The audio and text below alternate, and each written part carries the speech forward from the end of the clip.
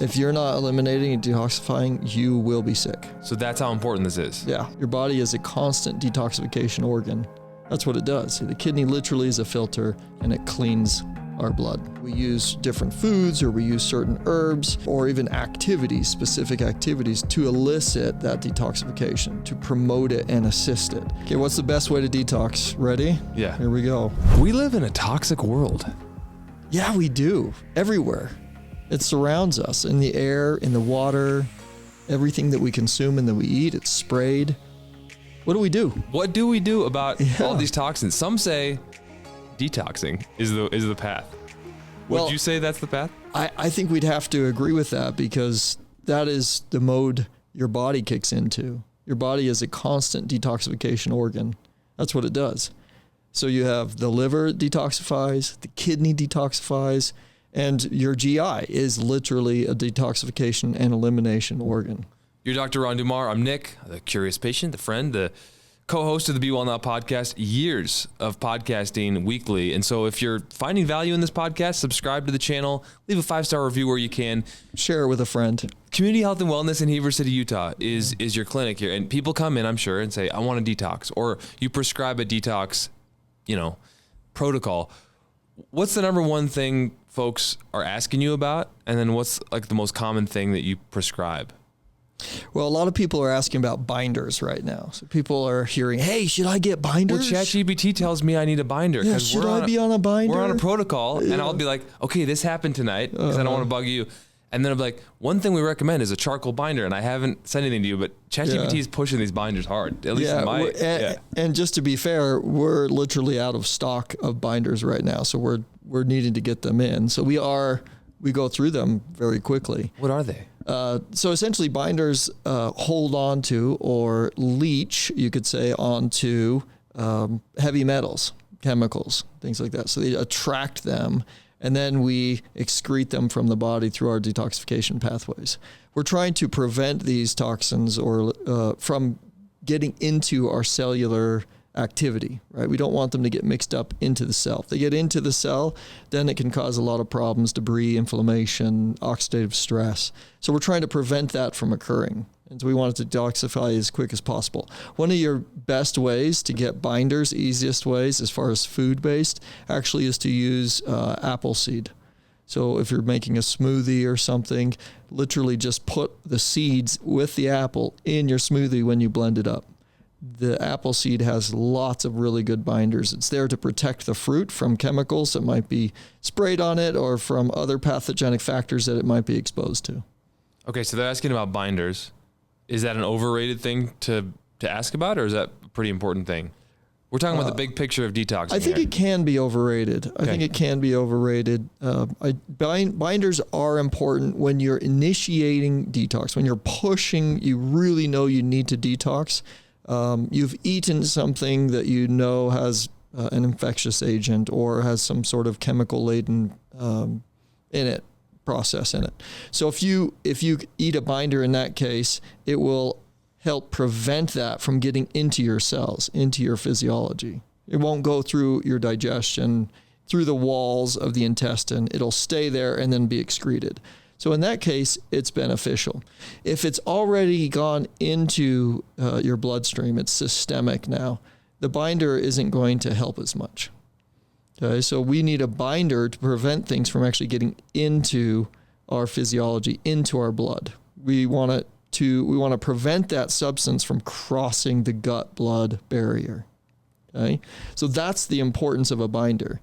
Once it's crossed, the binder's not going to do a whole lot of good for you.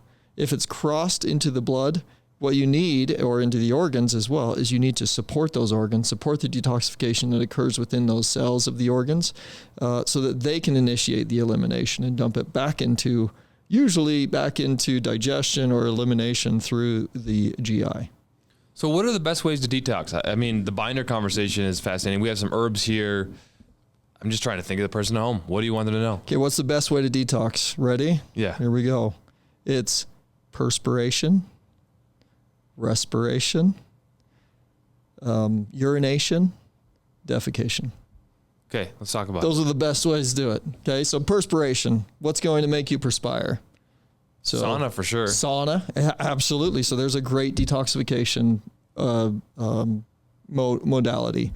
Is there anything else? Working out, running, going on a walk, hiking, even just sunbathing can open your pores, allow you to sweat. Okay, so sauna obviously is based on wavelengths and frequencies of the sun. So sunbathing can do it as long as you're not scorching yourself, right? So yes, anything that helps you to perspire. So the next one would be defecation. So if we're not properly eliminating every single day, I would say 1 to 3 times a day, we need to be properly eliminating. If we're not doing that, then that's a telltale sign that we're actually harboring toxins, or we're developing a overburdensome toxic load, which is very likely contributing to arthritic conditions, inflammatory conditions, autoimmune related conditions that may be developing in your body. If you feel that way, if you feel foggy concentration, if you feel achy and soreness and you're not eliminating that way, then you know, hey, if I elicit elimination, if I initiate that, it's likely that my inflammation is going to come down, my arthritis is going to be better. And very likely your vision is going to be better because it's impacted by your inflammation in the body as well. Really? Oh, absolutely. Vision is impacted by inflammation? Oh, 100%. Yeah, if you have inflammation, it's going to impact every aspect of your eye for sure. And the vessels, the vasculature that supply the eye. I had no idea. Yeah, so there you go. So urination is another one, right? You need to be urinating and eliminating. The kidney is literally a filter. It's designed to eliminate and detoxify. So we need to be supporting that kidney organ. If it's not functioning as well or as ideally as possible, the glomerular filtration rate, we need to be checking on that. Or what? The filtration rate. What was the thing you said before the filtration rate? Glomerular. It's like there's like tubules and there's little glomerulus, like folded sections that it moves through, that the water and the fluid moves through within the kidney to filter. That's the filtration process. So there's lots of little details that go into filtering the fluid in your body. In Chinese medicine, we say separating the turbid from the clear from the turbid, right? So it's eliminating the turbid fluid. The kidney does that. But yeah, that's a very, very sophisticated process that occurs in our body. The kidney literally is a filter and it cleans our blood.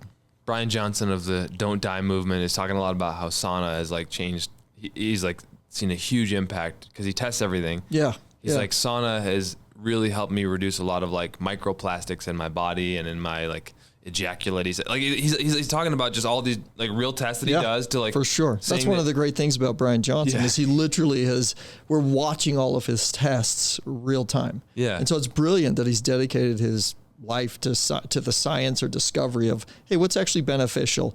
And really we're looking at what's beneficial for him and for his physiology. And it would be great if everybody had a team around them like Brian Johnson does so that you could know what was actually really good for your physiology. Brian Johnson's diet is designed for him. Okay. It's not designed for mass distribution. And I know he does attempt to sell it to everybody. And the reality is there are going to be a lot of Brian Johnson likes out there that are going to benefit from Brian Johnson's protocol. Remember when I was trying to eat his diet and I couldn't digest half of the veggies? Not for you. And it wasn't for me. And I was like, my stomach's hurting and like things are, and it was a realization that just because it works for this one guy and he makes it look so well researched and like optimized on the internet. But I think with sauna, it's a nice example of how it can help him a lot. And he's done testing on it. It can help all of us. When I started watching him a couple years ago, he wasn't talking about sauna or ice. And I think he recently adopted it and was like, here's what everyone's been saying for years anyway. Like it's a good thing. And that's your perspiration, right? It's like open those pores, allow your body to sweat and to eliminate. We have all these detoxification pathways in our body. We need to make sure we're utilizing them. What happens if we don't detoxify? Like why do I need to do this? Why do I need to promote it? Why won't the body just do it on its own? Well, the body does attempt to do it on its own, but there are certain things that occur or happen where that process can get blocked or impaired. And so that's why we use different foods, or we use certain herbs, or even activities, specific activities, to elicit that detoxification, to promote it and assist it. I know your body's probably perfect, but I don't have a perfect body, Nick. I don't perform perfectly in my physiology all the time.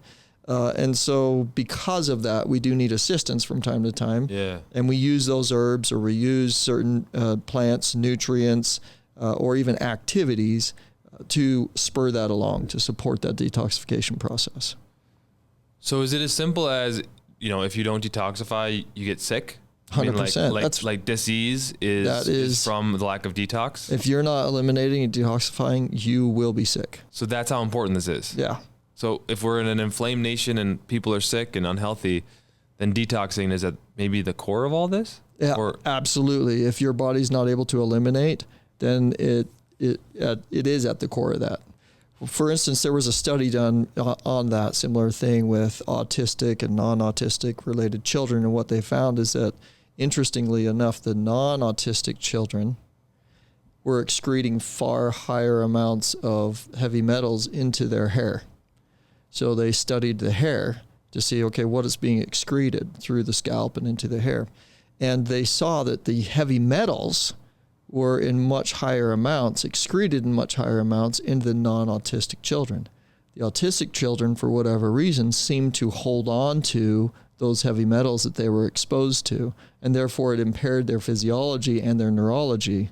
And so detoxification was then implemented by a number of those of the mothers of those children, and they found that they improved in fairly dramatic ways by basically supporting detoxification.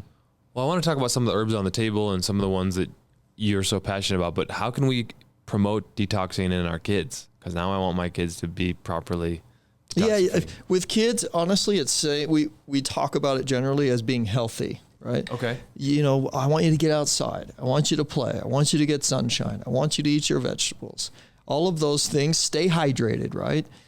If you're not staying hydrated, if you're not drinking or consuming enough fluid, how does your kidney eliminate the heavy metals that need to be moving through there? And if you're not eating food properly, or if you're only eating a certain type of food, sometimes you can become very stagnated in your digestion. You can be constipated. And you can develop this constipation or dryness within the gut and the GI that needs to be eliminated, right? So then we need, again, hydration, but also we need to just make sure that we're consuming the foods that are going to provide enough bulk and enough fiber for us to move that stuff through appropriately. Because if it just sits there, you have a lot of bacteria. We have bacteria, we have viruses, we have parasites, we have all sorts of stuff in our gut, in our GI. And if it just sits there, and then what it will do is it will ferment. It will ferment, and sometimes food particles too are not being properly broken down, and that food particle will be fermented and begin to be digested by certain bacteria, and sometimes it creates an imbalance of bacteria, which then leads to an infection or an infectious type process. So if you have a tough time digesting a lot of foods, and I know you've said before, if you're not digesting properly, that can lead to disease as well. Yeah. But if that problem isn't solved in the short term, and you still have a tough time digesting foods, I'm asking for a friend, if you're at least detoxing a lot, is that going to be beneficial to you? Yes. Okay. Yeah, that will be beneficial for you. Okay. It's important to detox. And then also it's important to say, okay, north to south, and this is a little bit different than the detox topic, but we need to break our foods down properly. And north to south, I put something in my mouth. That's the first place in my mouth with the saliva that we begin to break food down. The saliva begins to soften it, to moisten it, to prepare it so that when it goes into the stomach, it can then be surrounded even more with different gastric juices and acid to break it down even further into amino acids. Once it's broken down into amino acids, those can get delivered to the liver so that we can build the proper proteins and peptides that we need to give instructions to repair tissue, to heal certain organs, and to even initiate the production of blood product in our body. So do we need to chew more thoroughly? Does that help us digest better? Oh yeah, for sure. Mastication, chewing right? And saliva, getting enough saliva and everything in that food product is very critical for making sure that we're able to break down things properly within our stomach. Is it kind of foo-foo stuff, or do you think like people ought to do like mindfulness and like relax? Because for me, I feel like I just go eating? I feel like I just go, and then I'll start eating, and I don't think my body is out of like fight or flight. Because I'm just wondering about digestion. I think I'm just sharing my story. I'm like, I wonder if I digest everything. Should one like slow down if one is like having digestive issues to like digest things more? So think about, because the body I think is fascinating, and I don't know what I don't know. Yeah, but think about a lot of people who with coffee, for instance. It's like a ritual. It's a ritual for people, and it kind of settles them down a little bit. They'll have that morning coffee. They'll smell it. They'll sit there with their hot cup. I mean, it's like a slow down, get ready for the day. It's like a meditative process. It's a ritual, right? That's what all of our meals should be like, right? It's like, okay, we're getting ready. This is fuel. We're literally putting fuel in our body. It's not just about like, oh, well, let's see how good this tastes and let's sample. It's not that. It's not opulence. That's not what it's about. Putting food into our body is literally about fueling our body for the upcoming day, night, whatever is the challenge in front of us, right? So we need to be making sure now, especially, that everything that we put into our mouth is there for fuel. It's there for a purpose and a reason. And so when we slow down a little bit, we're able to think about, what am I doing? Is this just habitual? Am I just, I gotta hurry, and so I'm gonna pound this down and get this into my stomach just so that I can get rid of that little sensation so that I can be satiated, right? I feel like I'm full and maybe that feels better to me. But if all I'm doing is going for that full sensation and I'm not connecting with what it is I'm consuming and why it is I'm consuming it, which should be for fuel and for energy and for support in my life, then pretty soon I'm going to be completely disconnected from my food source, and I'm going to consume whatever is around me with no thought. Someone puts a plate of cookies down, bloop, I'll just put that in my mouth. Well, it seems like it's something to do, right? But if you're consuming for food source and you're consuming with the intention of understanding who you are, what your body is, and respecting yourself, then you start changing what those food sources are that you consume. And so that's what we need to do, is have respect, have self-respect, self-love, and appreciate who it is and the type of being that we're fueling. What type of person do we want to be? Do we want to show up for our family? Or do we want to be sick, tired, and fatigued all the time? If we want to be sick, tired, and fatigued, then we're just going to continue to eat and consume, and sometimes, most often, overconsume until we feel like, bloated and constipated within the gut and the GI. And then at that point, what good are we to anybody? We're not good to anybody at that point, because we have to be the ones that are cared for and taken care of and nourished and supported until we can realize, this is about self-love again. This is about respecting myself and my physiology, recognizing that I have to put the oxygen mask on myself first so that I can help others. So that was a yes? Yes. What about these herbs? Yes. Yeah, it was a good answer. What about these herbs? What are these natural remedies to these herbal allies? So we have a formula that I created here called Herbal Detox. Okay, so this supports all of the organs that detox. So what detoxes? The lungs detox. As you breathe, even as you exhale, you breathe out toxins. Eliminate toxins. As you sweat, you eliminate toxins. As you urinate, as you defecate. So all of these, the liver obviously is a major detoxification organ. So there's supporting herbs in here for the liver. The kidney is a major detoxification organ. So there's support in here for the kidney. In fact, an herb that's very antiviral. I use it a lot for sore throats, for anything in the mouth or the throat, tonsillitis even, that causes swelling, irritation, pain. And Lien Chow is what it's called. That will, forsythia, but what it will do is it will counter and provide an antiviral effect. And also what it will do is it will initiate detoxification from the level of the kidney. So it supports kidney function deeper in, but topically it will support even just the throat and the antiviral effect that it needs to have, and anti-inflammatory in the mouth.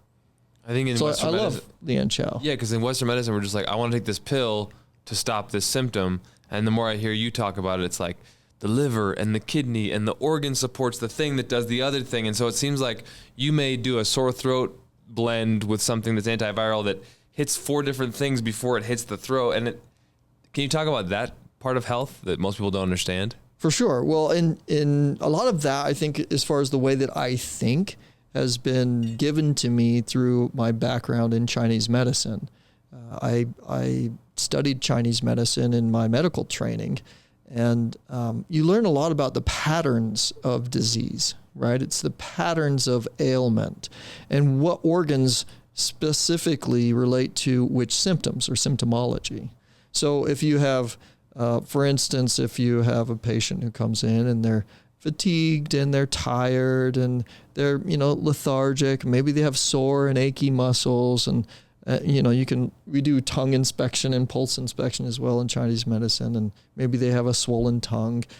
So it's a sign if they have a swollen tongue as well that the rest of the muscles, because the tongue is a muscle exposed, so we get to see it. We have an idea of what's happening to the rest of the muscles in the body.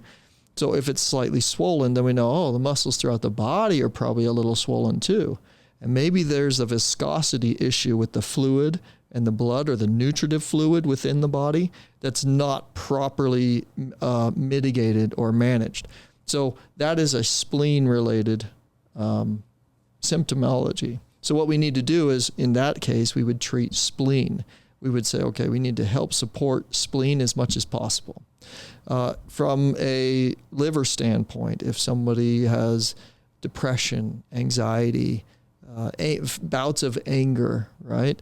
Those are going to be more related to the liver. So we're going to focus on liver detoxification of the liver, and also supporting in the liver. We have happen what is called a CP450 enzymatic process, which is literally the detoxification process within the liver. It's one of the pathways of detoxification. So we support that using herbs, using tinctures or teas, and sometimes also including dietary things. What other herbs do we have here?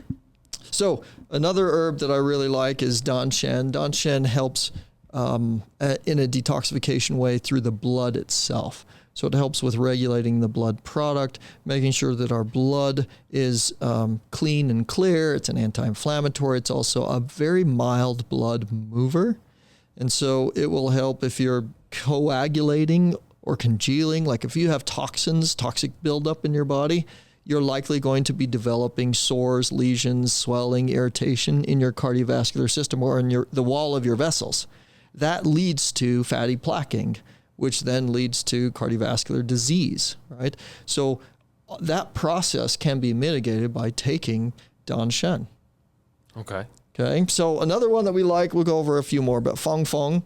Feng feng is a really good one as well. It regulates immune system. It reduces inflammation in the body. But I use feng feng generally as an immune system builder. Okay, so it's going to support the immune system in the body. And that's why I use it. That's why it's in our formula. Another one I have here is called pugong yin, but that literally everybody knows that as dandelion root. So dandelion root's a powerful antiviral. Are these things that people just like find at their store and use? Like, can I get this formula from you? Why would I use it? When would I, like, what am I supposed to do with all this information? Because I don't understand any of this. Is this all in your formula? This is all in our formula. Oh, wow. These herbs are all in our formula. Okay. The herbal detox that I introduced before we started talking about these herbs. Yeah, they're all in this formula, herbal detox. There's also a number of other supporting herbals in here. They're synergistic in nature, so they help support each other essentially in their detoxification.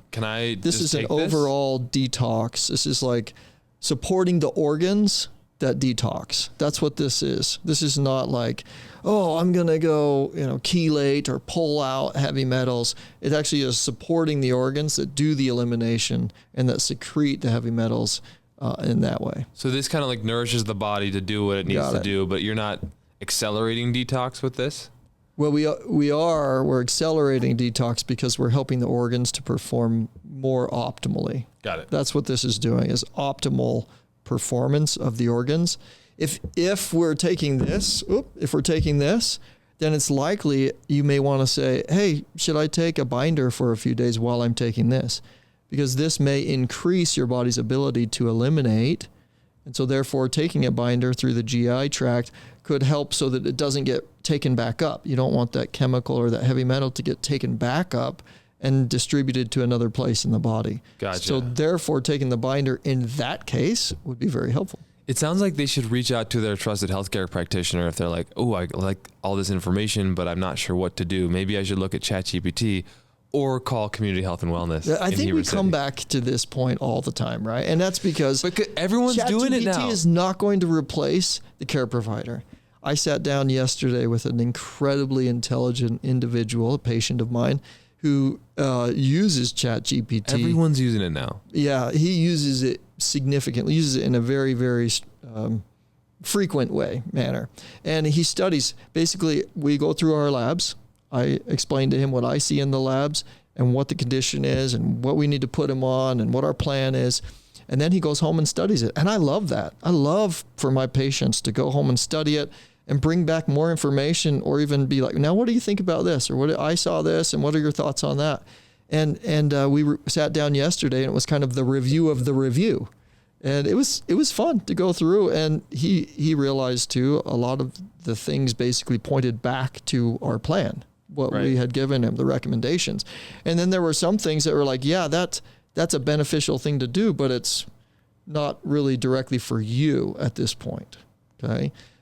So absolutely, again, ChatGPT, AI, it's a fantastic tool, but please consult a professional that you trust, that is wise and understands, the plants and the medications and certain things that you may be on and how they interact and how they're going to benefit your body best.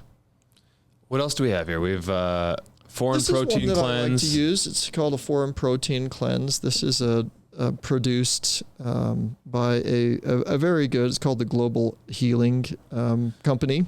So they do a really good job. And this is literally designed to help the body detoxify and eliminate pathogens like viruses and bacteria and things like that too. Okay. So it'll help cellularly. It'll help your body, your mitochondria. It's a very, very good one. It's foreign protein cleanse. The reason it's called foreign protein cleanse is because that's what viral particle is. It's protein type particle. So if you can eliminate that from your body as well as possible, the foreign protein cleanse will help you there. And then complete glutathione. Complete glutathione supports elimination, detoxification through the CYP450 enzyme in the liver. They'll actually use complete glutathione. They'll use glutathione in hospitals when people come in for Tylenol poisoning.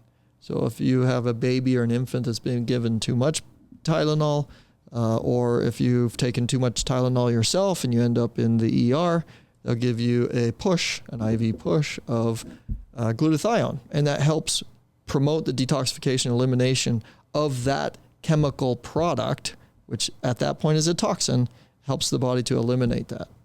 If you want to learn more from Dr. Ron Dummar, the link to Community Health and Wellness, your website, your phone number, it's in the description of this podcast. Any final thoughts?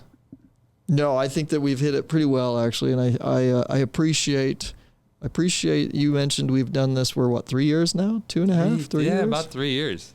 So I hope that it is gaining some traction, that people enjoy what we're doing, and that it's a value to people. That's what we're really trying to do, is just provide value. So let us know. And if you want to hear about something specific, we'll do it. All right. Be well now, everybody. Be well now. Namaste. Namaste.